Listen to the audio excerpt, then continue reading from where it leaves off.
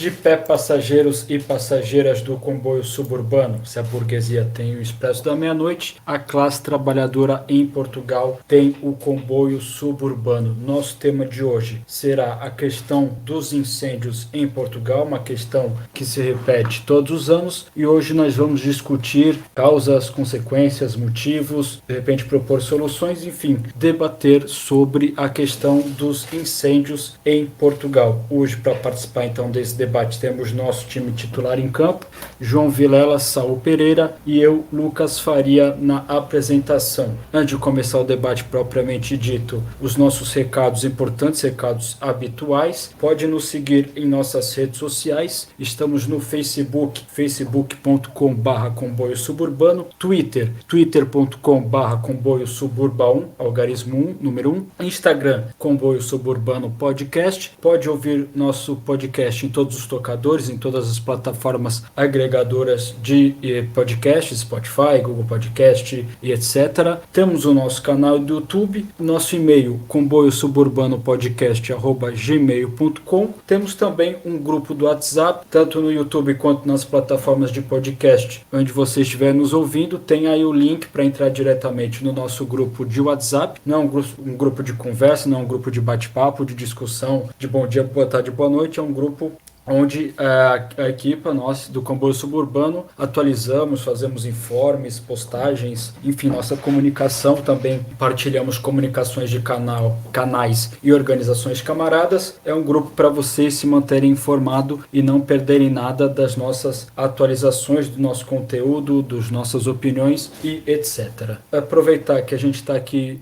e recentemente a gente conseguiu atingir um objetivo muito importante para nós. Nosso canal de YouTube já tem mais de 1.000 inscritos, mais de 1.000 inscritas. Queremos agradecer a todos vocês, nossa audiência, nossos camaradas, gente que partilha, gente que ajuda a divulgar, gente que colabora com o nosso conteúdo. É muito importante, a gente tem feito esse trabalho e a gente quer chegar cada vez num número maior de pessoas. Você que está ouvindo aqui agora nesse momento ainda não seguiu o nosso canal, siga nosso canal do YouTube para sempre ser avisado, além dos nossos debates, ter as nossas lives, para quem está ouvindo na altura em que o episódio é lançado, assim, nos dias logo depois que a gente tiver o resultado das eleições parlamentares, eleições legislativas, nós vamos fazer a nossa tradicional já, nossa conversa, nossa avaliação, nossa reflexão, e também aqueles que estiverem nos vendo no YouTube ou também quem estiver vendo em outras plataformas, sigam, além de seguir o nosso canal, conforme já referi, deem like nos vídeos. Às vezes nossos vídeos têm 200 visualizações, 150 visualizações, 250 visualizações tem coisa de 10, 15, 20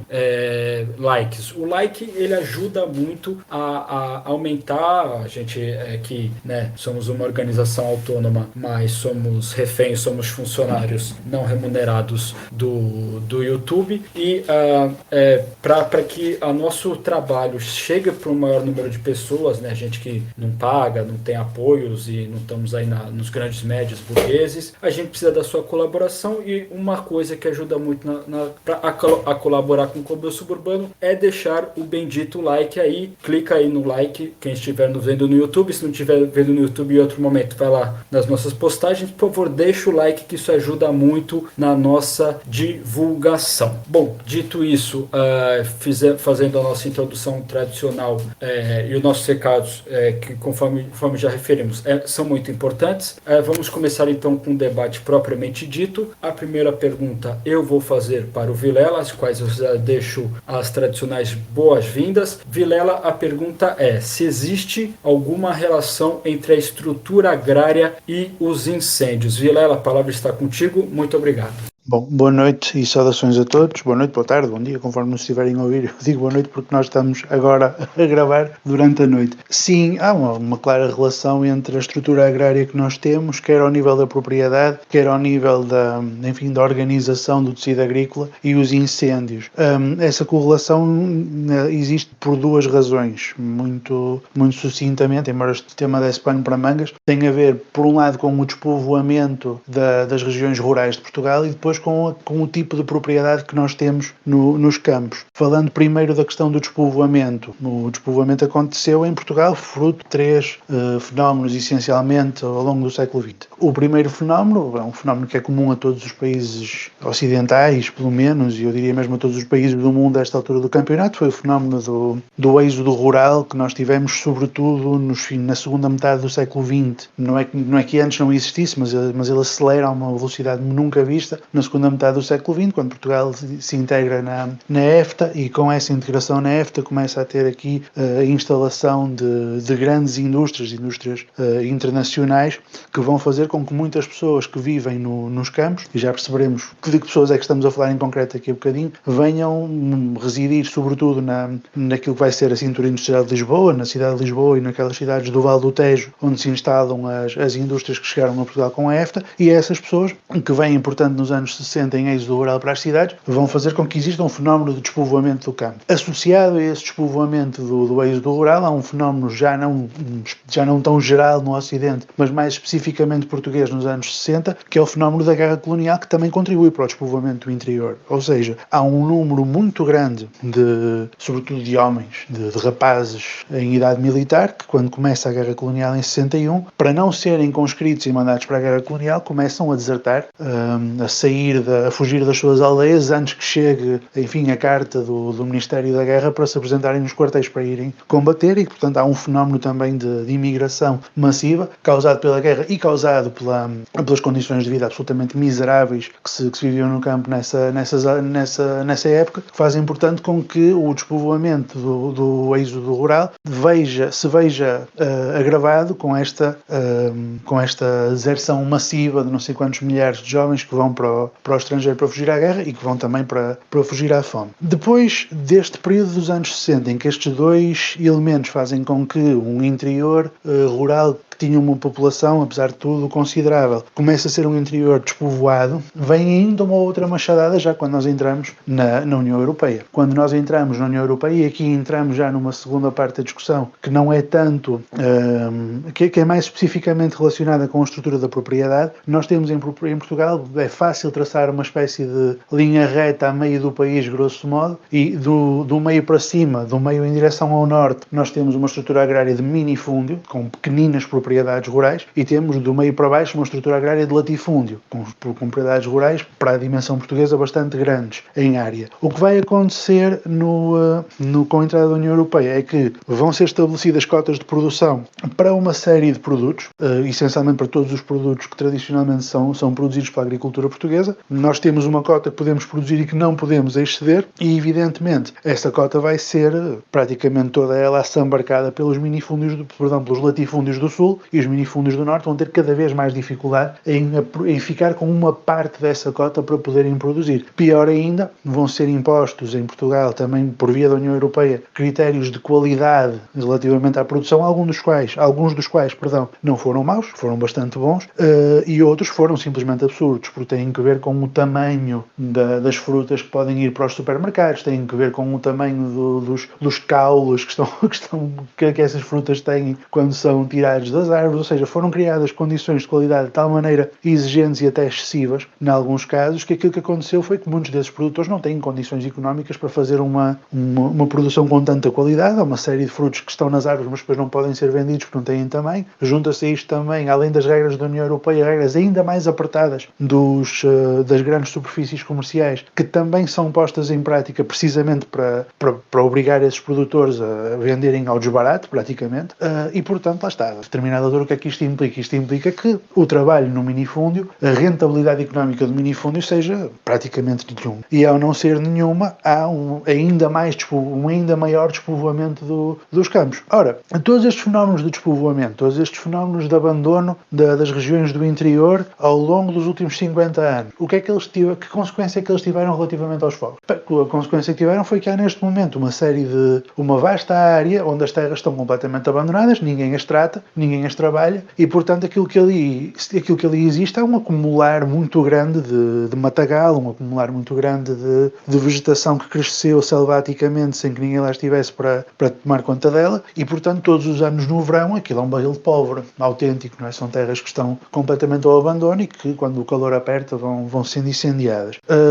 Portanto, esta estrutura agrária leva diretamente à existência de incêndios, e não só por causa do despovoamento, mas também porque, voltando àquilo que eu dizia há pouco, como nós temos uma grande mancha de minifúndio do norte do centro em direção ao norte, essa mancha de minifúndio, para tomar conta dela, para a tratar de alguma maneira, para a ordenar de alguma maneira, seria necessário identificar quem são os proprietários de cada uma dessas parcelas de terra e obrigá-los a fazer a limpeza das terras, coisa que é praticamente impossível, porque, como eu dizia há pouco, fenómenos de saída para as cidades, fenómenos de saída para o estrangeiro, etc, etc. A esta altura, muitas dessas terras seria extremamente difícil saber sequer quem é que manda nelas, e o Estado também não pode, ou poder até podia, mas o Estado não quer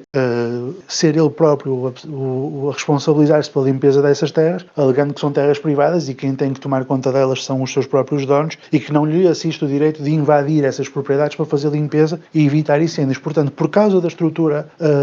do tecido agrícola, por causa da estrutura da propriedade fundiária no campo e por causa do despovoamento que tem estas causas todas que eu acabei de identificar, há de facto uma relação forte entre o estado em que está o nosso setor agrícola e os incêndios que nós temos todos os anos. Obrigado, Vilela. Próxima pergunta vai para o Saul, e a pergunta é: quais propostas costumam ser feitas para resolver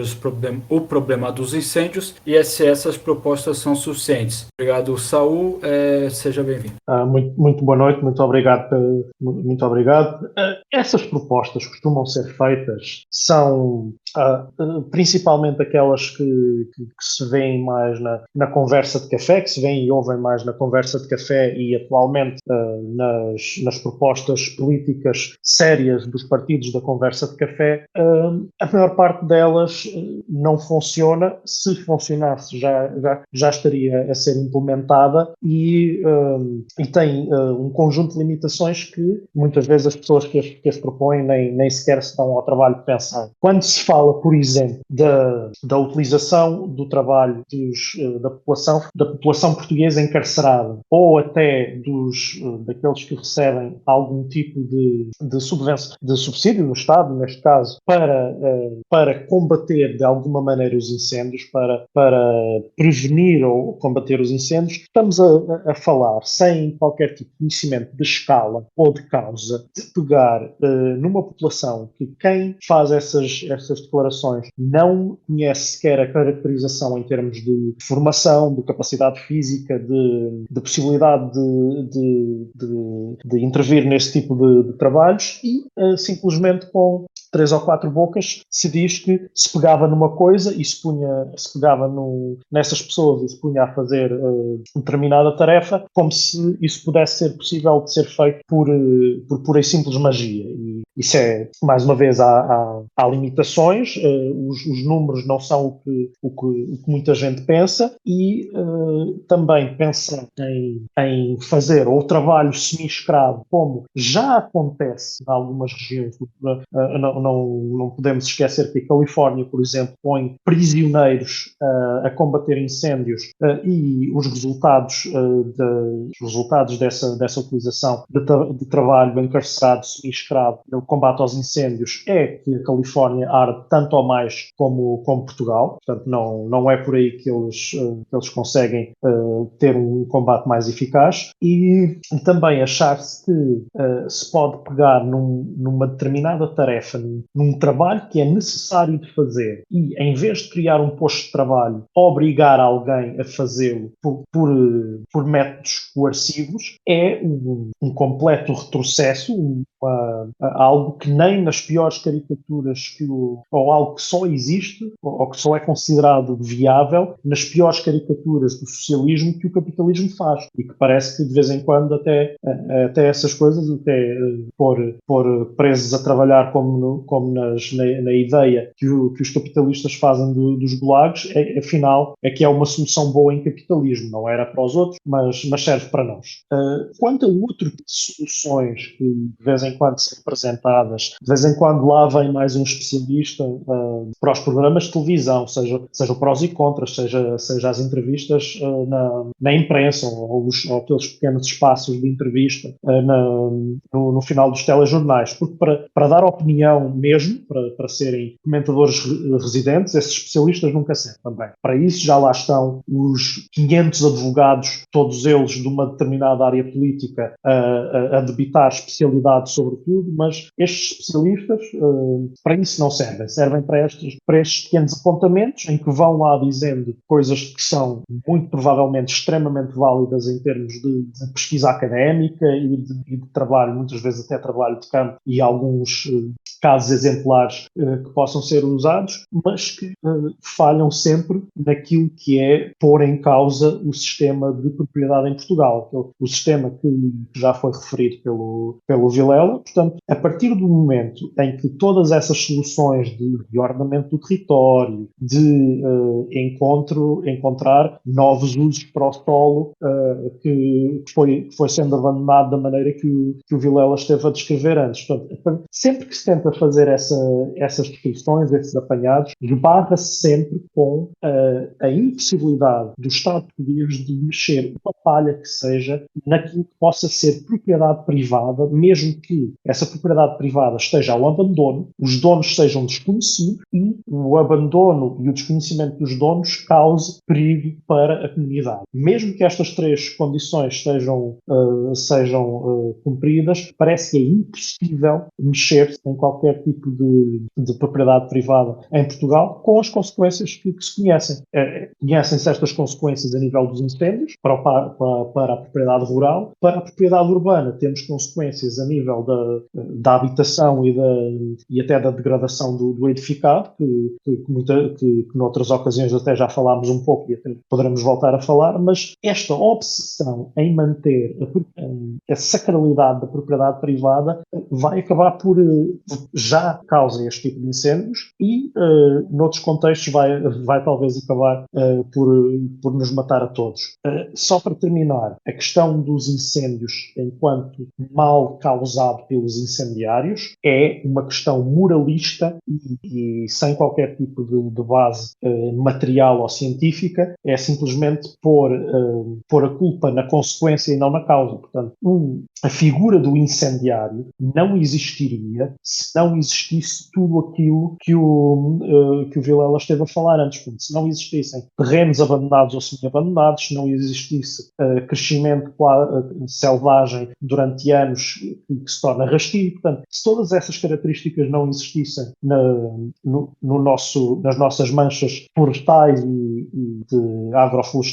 de agroflorestal abandonado, o incendiário seria uma figura ridícula que faz uma fogueirinha a tentar arder um pouco mais e que rapidamente desaparece. Não é ou aumentando penas ou tentando apanhá-los todos que alguma vez se vai acabar com o flagelo dos incêndios em Portugal. Obrigado, Saul. Lembrando novamente, todos aqueles e aquelas que estiverem acompanhando através do YouTube, aproveita para deixar o like no vídeo, já que isso nos ajuda bastante. Eu vou retomar agora mais uma pergunta para o Vilela e dessa vez eu vou perguntar qual que é o papel específico da indústria da celulose e do agronegócio do eucalipto, como preferir chamar, nesse problema. Por favor, Vilela. Então, eu como creio que já tive uma vez esta conversa com o Lucas e para o nosso público brasileiro que nos ouve, nós estamos, graças ao Lucas, ouvidos por muita gente no Brasil, da mesma forma que no Brasil existe um problema no campo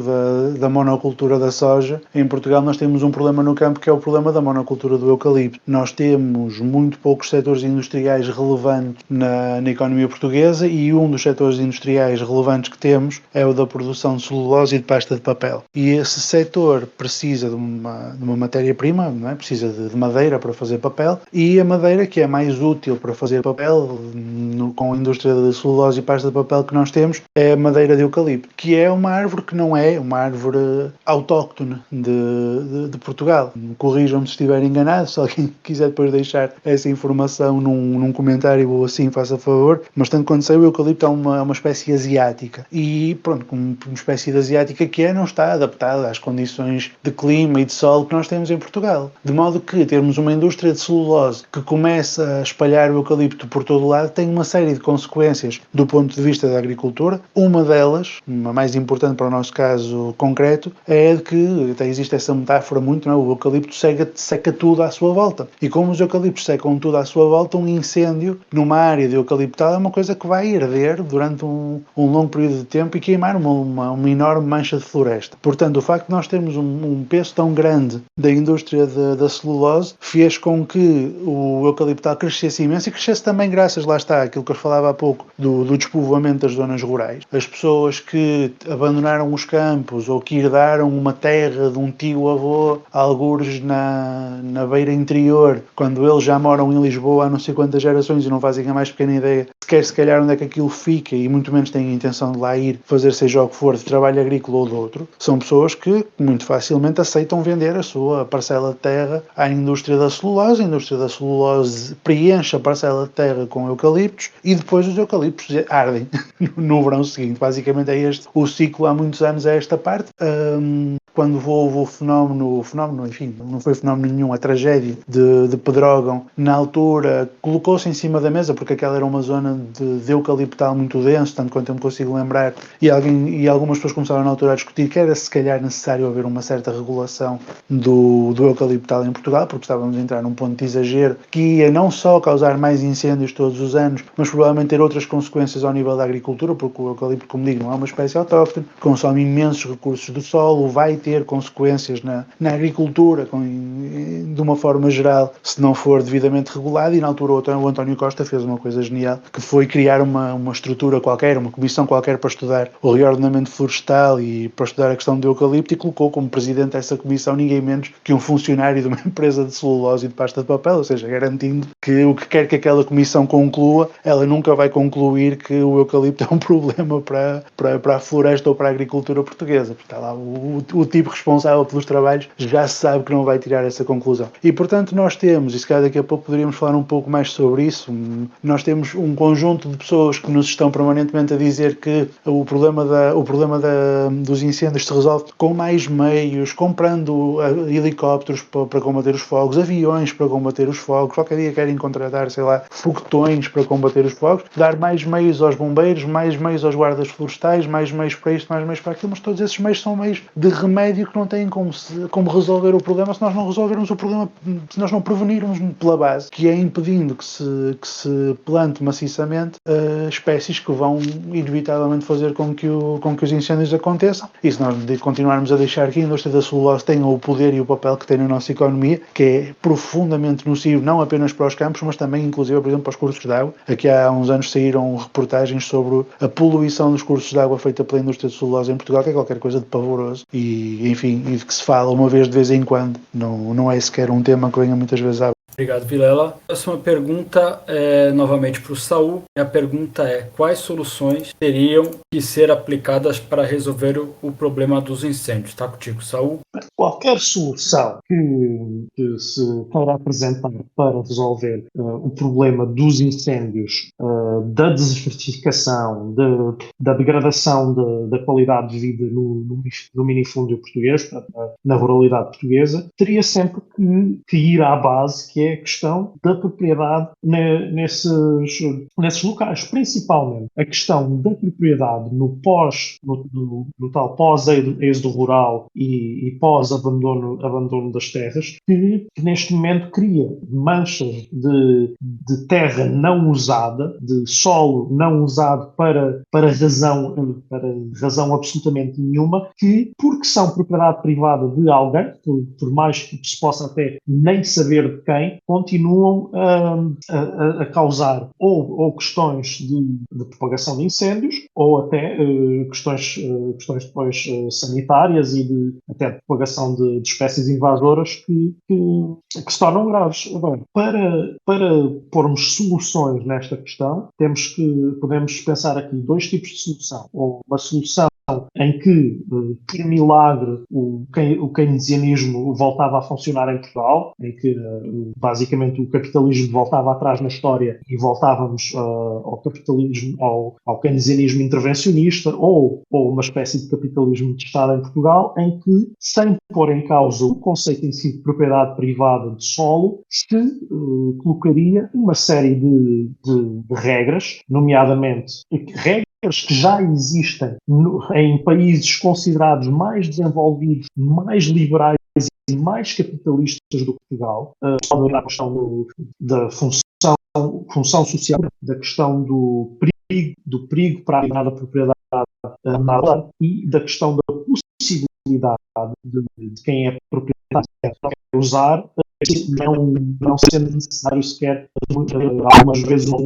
elemento de coação nessa transação. Se não se colocar, no mínimo, estas questões, estas possibilidades de se poder reorganizar o uso da terra fora do conceito de propriedade privada que temos atualmente, estes ou outros problemas vão continuar a existir. E, tal como o Vilela estava a falar, ir colocando mais meios, ir dando até mais recursos aos bombeiros que, reforce, enquanto cidadãos individuais, são na sua esmagadora maioria pessoas exemplares e que dão mais do que aquilo que têm muitas vezes na questão de combater algo que não é culpa deles, portanto algo que não foi causado pelos próprios e pelo qual eles se responsabilizam.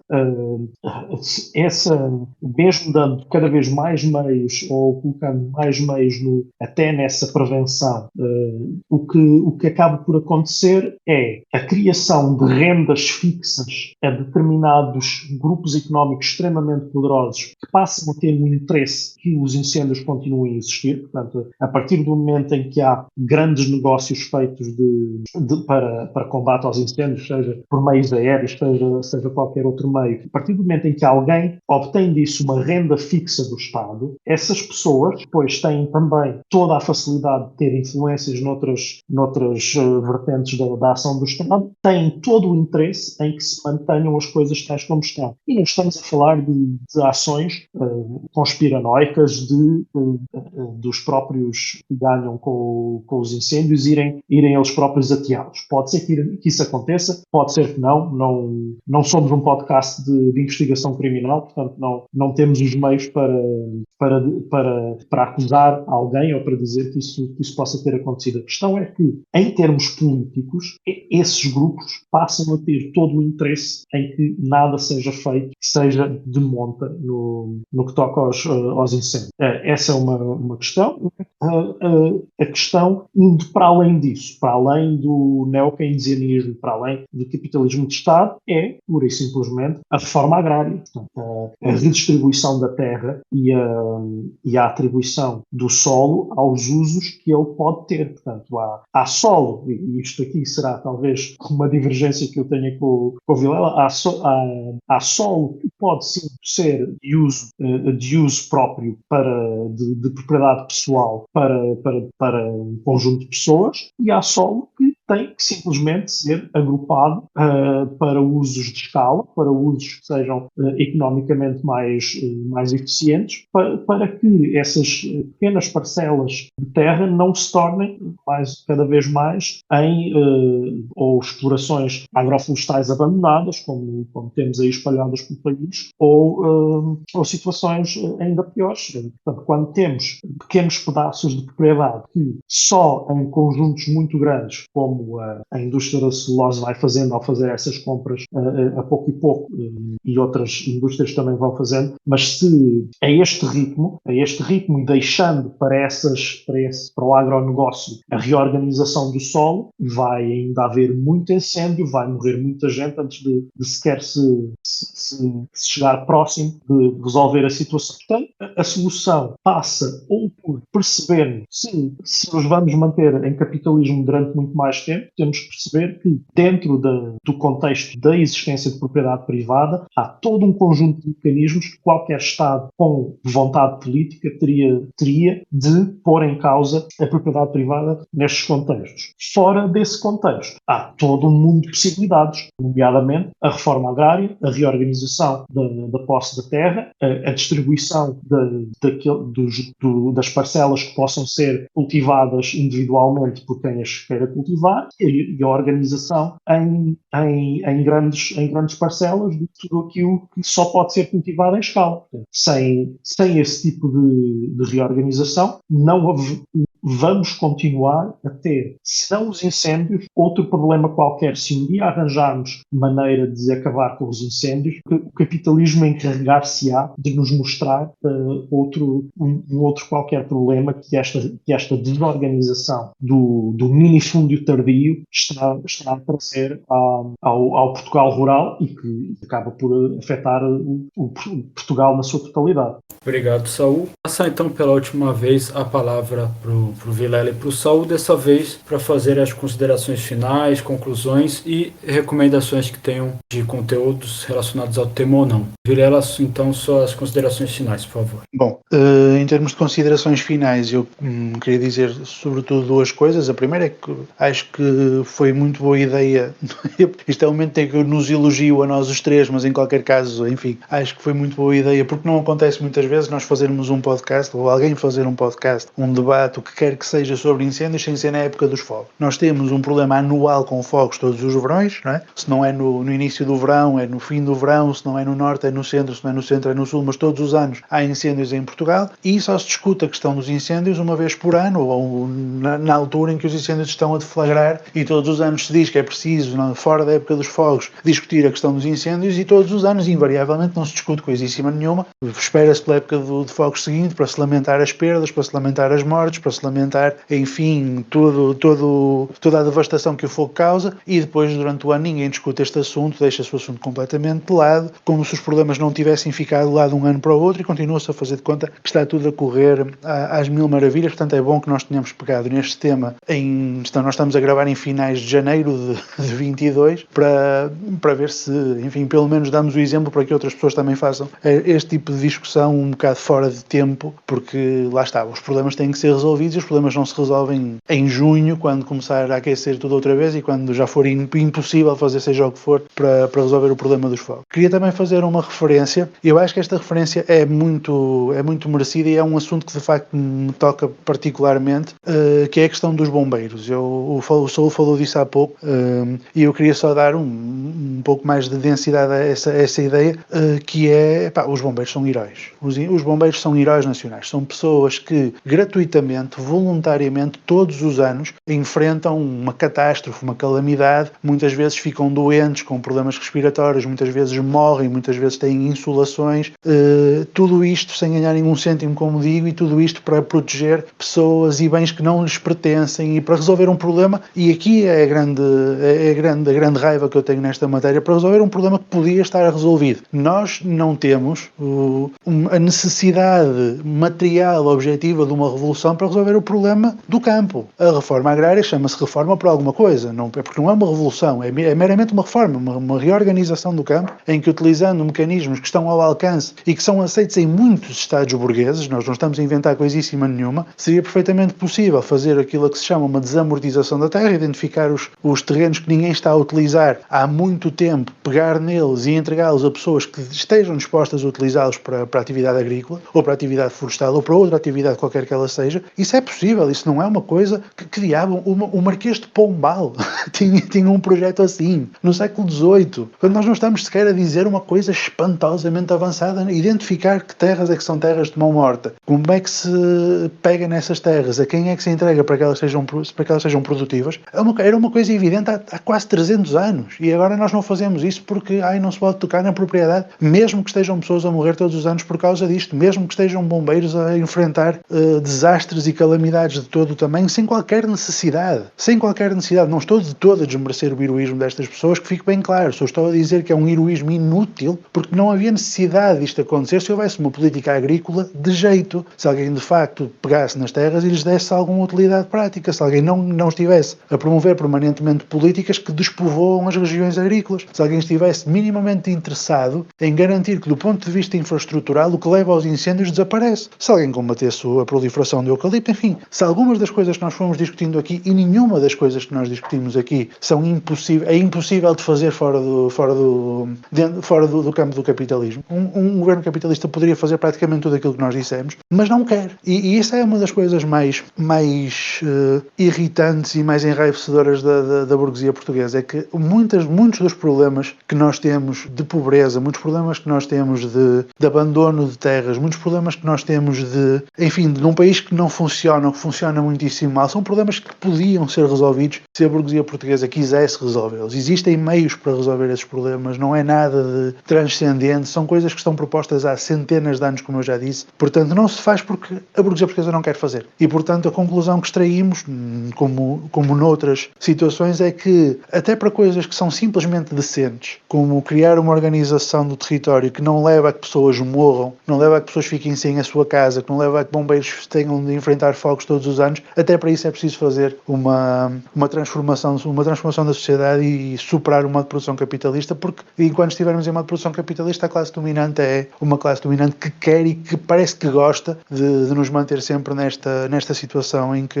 todos os anos temos este tipo de problemas e temos outros problemas noutros sítios que também poderiam ser resolvidos e não são. Portanto, é esta a conclusão a que eu chego. É o mal que a burguesia portuguesa representa para o nosso país é uma coisa que não tem tamanho e que não há palavras para descrever. Obrigado, Vilela. Saul, suas considerações finais e recomendações. Em termos de considerações finais, quando falamos da propriedade privada em Portugal, isto é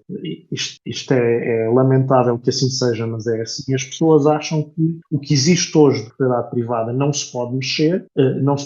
porque é um estado natural de relação de propriedade no território português, que terá resultado de uma acumulação de trocas voluntárias ao longo dos anos e que, portanto, não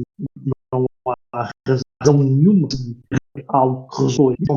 totalmente mentira. Portanto, o estado atual da propriedade privada em Portugal resulta, entre muitas outras coisas, do fim das ordens religiosas, do fim do roubo das propriedades comunitárias, das terras comunitárias no Portugal rural. Portanto, essas terras foram roubadas por latifundiários que tinham conexões políticas, algumas delas nos anos 30, por exemplo, foram roubadas às comunidades locais porque nessa altura era a reforma agrária que se achava necessária, acabar com a propriedade coletiva de terra como ela existia e, portanto, quando se fala hoje em pôr em causa a propriedade privada ou roubos de terra, como se a reforma existiu completamente incipiente reforma agrária que existiu no PREC tivesse sido de uma enorme violência e injustiça contra os pobres dos latifundiários, quando na verdade toda a questão de propriedade privada em Portugal está inquinada, como está em muitos outros países, mais nos processos de colonialismo, nomeadamente colonialismo por povoação, como é o caso do Brasil e até mesmo dos Estados Unidos, mas em Portugal também a propriedade privada vem de processos coloniais à partida. Não haveria nada de errado em alguns casos, é justiça elementar devolver à comunidade, à sociedade, para ficarem em uso privado. Portanto, a conclusão final é esta: não acabe-se com o ídolo dourado da propriedade privada de solo e faça-se uma gestão dessa mesma propriedade que tenha em vista o bem de toda a gente e não apenas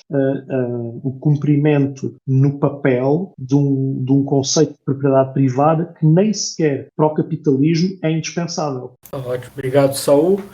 Obrigado, Vilela, pela participação, os dois. Obrigado também a todos aqueles e aquelas que participaram conosco, que vão ajudar na divulgação, que vão compartilhar, que vão divulgar, vão deixar o like no YouTube e fiquem ligados nas nossas redes sociais. Conforme já referimos, tão logo nós teremos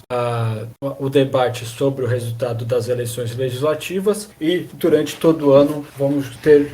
nossas atividades, nosso grupo de estudos continua, nossas lives, outros projetos que estamos planejando, concursos, formações, quem sabe haver a possibilidade de debates e qualquer tipo de evento presencial. E para já é isso. Muito obrigado a todos e a todas e até a próxima.